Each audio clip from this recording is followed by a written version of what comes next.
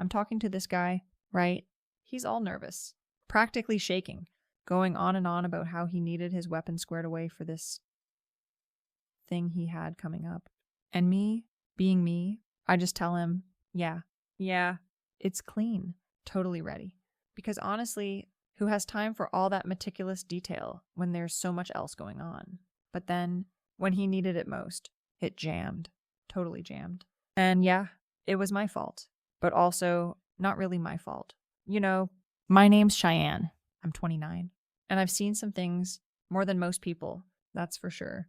I've been over there in the desert, where everything is sand and bad decisions. You think you know stress? Try being surrounded by guys who think they're hot stuff because they can string together a sentence without crying, while you're out there actually doing the work. See, I was always good with my hands. Mechanics, weapons, anything that needed a little finesse, I could handle it. That's how I ended up doing, well, let's just call it equipment maintenance for a while. Everyone trusted me with their stuff, which was fine. It gave me a certain standing, made me indispensable. Even if some of the guys, especially the old school types, couldn't quite wrap their heads around a woman being better than them at something mechanical, they'd always be giving me that look. That, oh, she's doing it. Look, it's annoying. There was this one guy, Marcus. He was a good dude, I guess. Quiet, always had his head down, did his job. He was one of those too nice guys, the type who avoids conflict so much, it makes you want to start one. He was always trying to smooth things over, always apologetic for existing. Me, I'm more of a tell it like it is kind of person. If you screw up, I'm going to tell you. If I screw up, well, that's a different story. Everyone makes mistakes. Right. It's how you recover. And usually, I recover fine. It's everyone else who struggles. Anyway, Marcus was getting ready for something big. A patrol, a QRF situation. I don't even remember the exact details. Everything over there kind of blurs into one long stretch of dust and anxiety. But he came to me, all serious, saying he needed his service weapon checked, cleaned, all that jazz. He was particular, obsessive almost. Wanted everything perfect. And I told him, yeah, I got it. It's clean, ready to go. Now, between you and me. I was a little distracted that day. There was some drama happening in the barracks. This one private, Tiffany, was spreading rumors about me and one of the LTs. Totally out of line. Just a little bitch trying to make herself look better by tearing someone else down. I mean, who even cares about what I do on my downtime? It's not affecting the mission. But no, she just had to stir the pot. So I was fuming, trying to figure out how to put her in her place without looking unprofessional. It's a delicate balance. You want to remind them who's boss. But you can't exactly go full Rambo. So yeah, maybe I rushed the cleaning a little. Maybe I didn't get every single speck of grit out of that weapon. It's sand. People, it's everywhere. You clean it, 5 minutes later there's more. It's a losing battle. And honestly, I'd been working my butt off. Everyone expects you to be a machine. Right. No sleep. Endless tasks. Constantly being judged. It gets exhausting. I was doing my best. Considering the circumstances, nobody else was offering to help. They just expected me to handle everything. Marcus took his weapon, thanked me profusely, all that polite stuff, and I just nodded, like, no problem. Dude, I didn't think anything of it. A weapon's a weapon. They jam sometimes. It's just how it is. It's not like I deliberately sabotaged him. That's a crazy thought. I just said it was clean. I thought it was clean enough. What's the big deal? A few hours later, the radio exploded. I heard the crackle, the frantic voices, the sudden burst of gunfire. My stomach dropped. I knew Marcus was out there. You always know. Everyone does. It's a small world over there, even when it feels massive. Then I heard it, clear as day. Someone screaming, his weapon. It jammed. My blood didn't run cold. Not really. It was more like a slow burn of annoyance. Like, seriously, now, of all times. And of course, everyone would look to me, because I touched it last. Because I'm the one who said it was clean. It's always my fault. Isn't it? Never the guys who don't maintain their own gear. Never the system that pushes us to our limits. Never the universe just deciding to be cruel. Nope. Always Cheyenne. I tried to get details, but nobody was giving me anything straight. Just a lot of panic chatter about a firefight, an IED, and a medic call. My mind was racing, trying to figure out how to spin this, because I knew, even if they didn't say it, that this was going to come back to me. It always does. People are so quick to point fingers, especially when it's a woman doing a man's job and something goes wrong. If I was a man, they wouldn't care. They'd just say it was a faulty weapon or bad luck. But me? No. It's my fault. When they brought Marcus back, he was bad, like really bad, not dead, but close enough. He'd taken a hit, and his squad leader, Sergeant Miller, was absolutely livid. Miller was one of those old school types, always barking orders, always with a scowl. He came right up to me, practically spitting nails. Cheyenne, what did you do to his weapon? He said you cleaned it? I kept my face neutral. I did clean it. Sergeant, I worked on it. Maybe something else happened out there. You know how it is. Dust, sand, a million things can go wrong. I tried to sound reasonable, calm, because if you get defensive, they know you're guilty. And I wasn't guilty. Not really. I did my job. It jammed. Cheyenne, in the middle of a firefight. He almost bought it because of you. Miller's face was red, practically purple, and I just stood there, letting him yell. It's easier that way. Let them vent. They'll get tired eventually. And then you can subtly shift the blame. Sergeant, I said, lowering my voice a little, making it sound like I was genuinely concerned, even though inside I was just thinking, God, this is so annoying. I cleaned it to the best of my ability. Maybe Marcus didn't handle it right out there. Or maybe it was just a bad round. These things happen. Nobody wants this, especially not me. I tried to make it sound like I was one of them, part of the team, suffering alongside them. It usually works. People get emotional. They get stupid. Miller just glared at me for a long moment, then stormed off. He was too upset to really process what I was saying. Good. That gave me time. The next few days were a nightmare. Marcus was airlifted out, and the whole squad was buzzing. Whispers everywhere. Cheyenne messed up. She's sloppy? She shouldn't be handling weapons. It was all just ridiculous. I was doing my best, constantly under pressure, and these guys, who probably couldn't clean a butter knife without messing it up, were talking trash. I started getting the cold shoulder from some of the other women, too. Even Tiffany, who was usually my personal irritant, looked at me with this weird mix of pity and judgment, like she was somehow superior. Bitch. I just ignored them all. Let them talk. Sticks and stones. Right? My skin is thick. It has to be, especially when you're a woman in this kind of environment. They want you to fail. They expect you to fail. And when something goes wrong, they jump all over it. I tried to keep a low profile, but it was impossible. Every time I walked into the chow hall, it felt like everyone stopped talking. I just shrugged, grabbed my tray, and found a corner. If they want to be childish, that's on them. I was still doing my job, still pulling my weight, more than my weight. Actually, but nobody ever sees that. They only see the one thing that went wrong. Later that week, my LT called me in. Lieutenant Evans. He was one of those Mr. Growth Mindset types, always talking about self-improvement and accountability. Made me want to roll my eyes every time he opened his mouth. He started off with all this empathetic nonsense. Cheyenne? I know this is tough, but we need to talk about what happened with Marcus's weapon. I cut him off.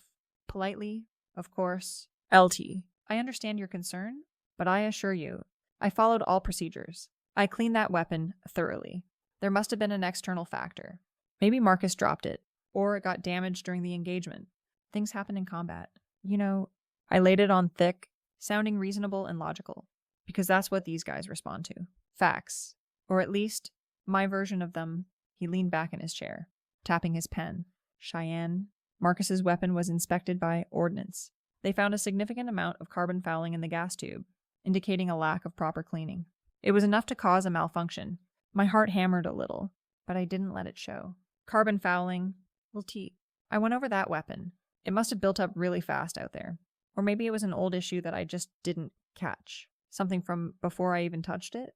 You know how these weapons are? They've seen a lot of use. I tried to shift the blame to the weapon itself, or to the general conditions. Anything but me. It's always something, isn't it? There's always an excuse, and if you're smart, you find it. He just looked at me, his expression unreadable. Cheyenne, this isn't about blame. It's about accountability.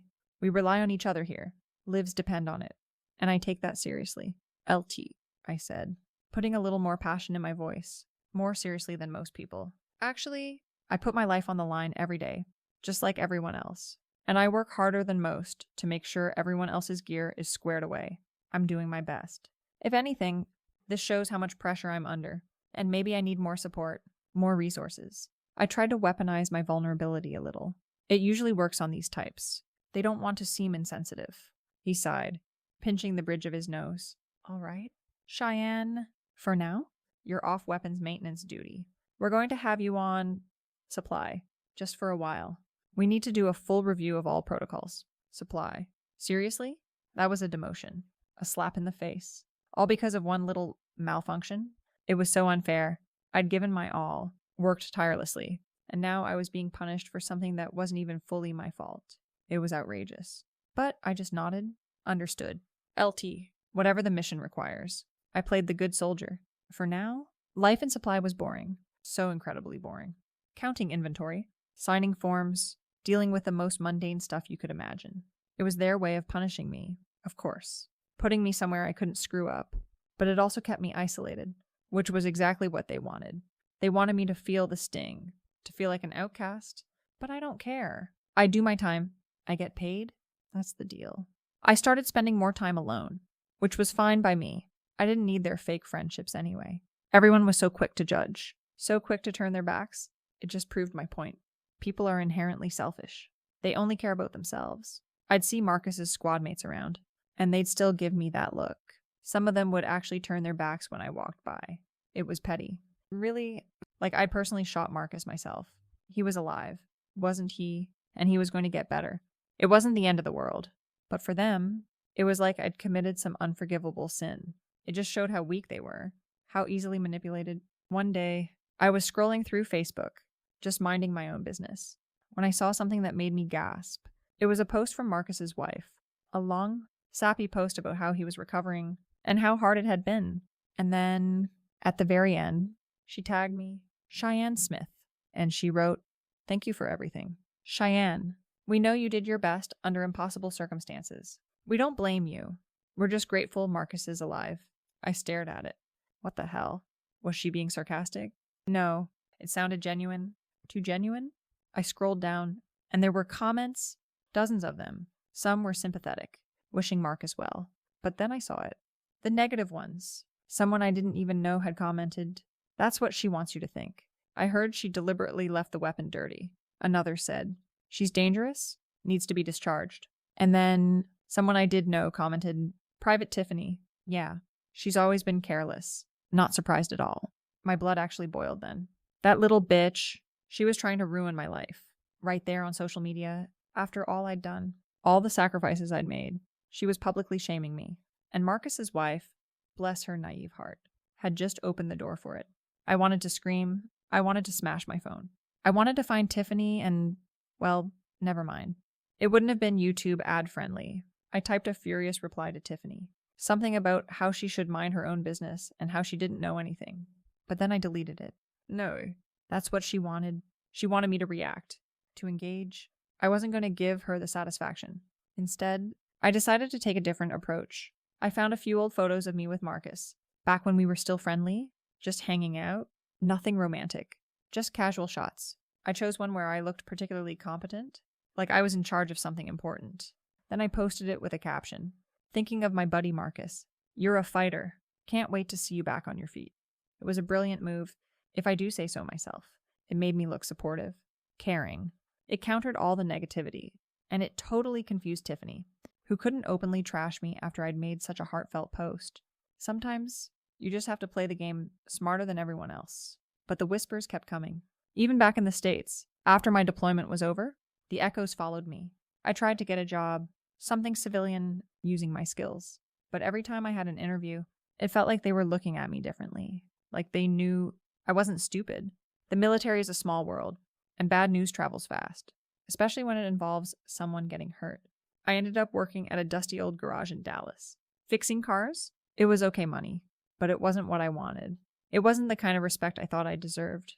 I was good at it. Really good. But I could feel the eyes on me, even there. The male mechanics? They'd watch me, waiting for me to screw up. Just like in the military. It never ends. I tried to keep up with Marcus a little, just through his wife's Facebook. He was recovering slowly, but he was permanently injured. He was going to walk with a limp for the rest of his life, and he was going to be dealing with the trauma for years. It was sad, I guess. But what could I do? I did my best. It wasn't my intention. Things just happen. One day, I got a strange message on Facebook. It was from someone I didn't know, a woman. She introduced herself as a military spouse, and she said she was part of a big online group, a military wives and veterans for accountability kind of thing. My stomach clenched. I knew where this was going. She said, "Cheyenne, we've been following your story. We know what happened with Marcus, and we have a lot of veterans in our group who are very concerned about your continued presence in the veteran community." I almost laughed. My continued presence. What did that even mean? I was just trying to live my life. She continued, "We've compiled all the information, the ordnance report, the statements from Marcus's squad, even some of your own social media posts. We believe you were grossly negligent and that your actions directly led to a fellow soldier being severely injured. We intend to make sure this information is widely available." My fingers flew over the keyboard. What information? I was cleared. It was an accident. Things happen in combat. You don't know what you're talking about. Her reply was calm, chillingly so. "We've already sent the full dossier to several veteran support organizations, local news outlets in Dallas, and even to some of the contractors you've applied to work for. We believe the public has a right to know." My phone slipped from my hand and clattered to the floor of the garage. My hands were shaking. They were going to ruin me. These busybody women, with their groups and their accountability campaigns, were going to take away everything I had left. It wasn't fair. It was a witch hunt. The next few weeks were a blur of phone calls that went unanswered, job offers that mysteriously disappeared, and emails from former colleagues suddenly turning cold. The local news in Dallas did a small blurb, not naming me directly, but hinting at a controversial incident involving a female veteran and a severely injured soldier. It was enough. Everyone knew. My boss at the garage called me into his office one morning. He was an old guy, a Vietnam vet, always seemed to understand things, but his face was grim. "Cheyenne," he said, "I'm sorry, but we're going to have to let you go." "What? Why?" "I'm good at this job." I tried to sound outraged, but my voice was shaking. He just looked at me sadly. "We've been getting calls, people asking questions, and honestly, it's not good for business. I can't have that kind of negativity around here. I wish you the best, but..." He trailed off, gesturing vaguely. I walked out of that garage, unemployed, with nowhere to go. My reputation was destroyed. I tried to apply for other jobs, but every time I got the same polite brush off, or no response at all. My name, Cheyenne Smith, was tainted. It was like I had a giant scarlet letter on my forehead, visible to anyone who Googled me.